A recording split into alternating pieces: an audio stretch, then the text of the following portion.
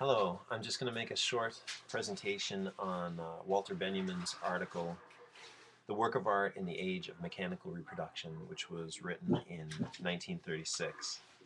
Um, First of all, this is a warning against fascism, I think, more than anything. So I'm going to start with a quote from page 14 in his article, his epilogue, which says, "The growing proletarianization of modern man and the increasing formation of masses are two aspects of the same process.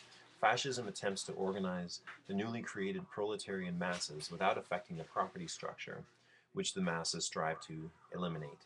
Fascism sees its salvation in giving these masses not their right, but instead a chance to express themselves. The masses have a right to change property relations. Fascism seeks to give them an expression while preserving property." So, uh, thinking of that in light of all of the different kinds of technology that we can blog now, and we can make, have power to upload onto YouTube and to different media, but really we're still kind of like slaves in the Marxist sense. We're still workers, and will never attain the status of um, the landowners or the bourgeoisie. Um, so there are many insights, even though this is written very early, there are kind of strange, neat portents into the kind of technology which we use today. So for example, he quotes Paul Valerian here as well, who says, "Just as water, gas, and electricity are brought into our houses from far off to satisfy our needs in response to a minimal effort, so we shall be supplied with visual or auditory images, which will appear and disappear at a simple movement of the hand, hardly more than a sign." So this is kind of a strange description from like 70 years ago of somebody operating an iPod phone, in their car. Which, how could you know that? The most, probably the central idea that he refers to, um, elaborates on in this article, is the aura. So the aura is a basically like it refers to the authenticity of art, the presence of art, which is destroyed by endless mechanical reproductions. So, for example, a copy of uh, the Mona Lisa kind of takes away from the potency of the original Mona Lisa. So you have a work of art, which originally would have been viewed by just two or three people, at a time anyway, and not very many people overall, ends up being, you know, uh, you make photocopies of it and pictures, and then it's in books, and then millions and millions of people can see it, which takes away from the authenticity or aura of the original thing. So he talks about this as well on page 3. He says, "The authenticity of a thing is the essence of all that is transmittable from its beginning, ranging from its substantive duration to its testimony to the history which it has experienced." And he continues, "That which withers," this is the aura, "that which withers in the age of mechanical reproduction is the aura of the work of art. This is a symptomatic process whose significance points beyond the realm of art. One might generalize by saying the technique of reproduction detaches the reproduced object from the domain of tradition." So it takes it from being something which has its own context within culture, which he talks about as like the cult status of art, and just it becomes something that's kind of timeless and possibly worth less, though that's definitely up for grabs. He also talks about distraction versus concentration. On page 13, he makes the distinction between those who are distracted, who are more susceptible to a kind of agitprop of when art becomes politicized, then it can be used to make people think a certain way, which he sees as a danger, the danger of fascism, which is possibly the way that the world is working today. Whereas if we have the concentration to focus on art ourselves and to let art um, absorb us, then we are not so susceptible to being controlled by, whoever, the bourgeoisie or the select few. So he says on page 13, distraction and concentration form polar opposites, which may be stated as followed. A man who concentrates before a work of art is absorbed by it. He enters into this work of art the way legend tells the Chinese painter when he viewed his final painting. In contrast, the distracted mass absorbs the work of art. So basically, the art, if you're concentrated, the art is the thing that absorbs.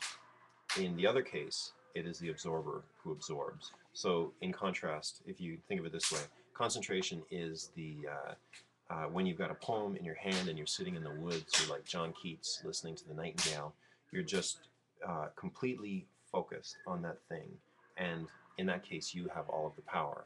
But then if you go to a movie theater, a blockbuster movie, a Spielberg movie, and you sit back and basically all of the power is in the form of the art and you are just shut down, which is a bad result, I think.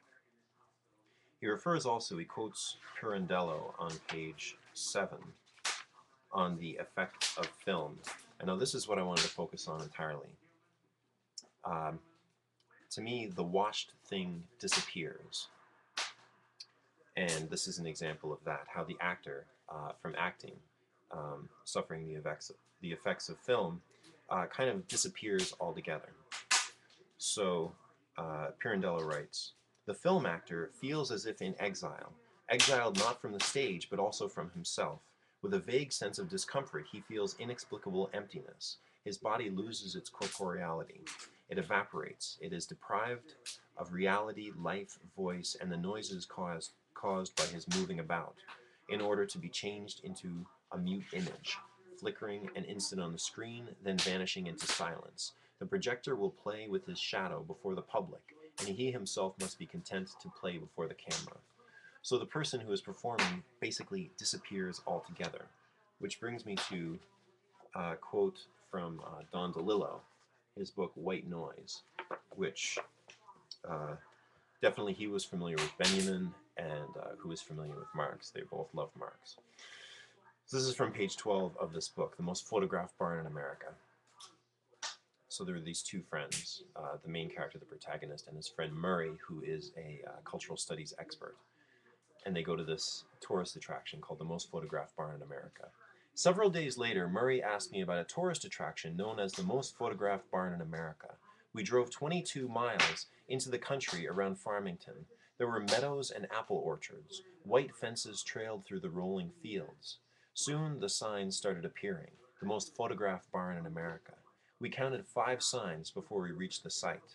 There were 40 cars and a tour bus in the makeshift lot. We walked along a cow path to the slightly elevated spot set aside for viewing and photographing. All the people had cameras. Some had tripods, telephoto lenses, filter kits.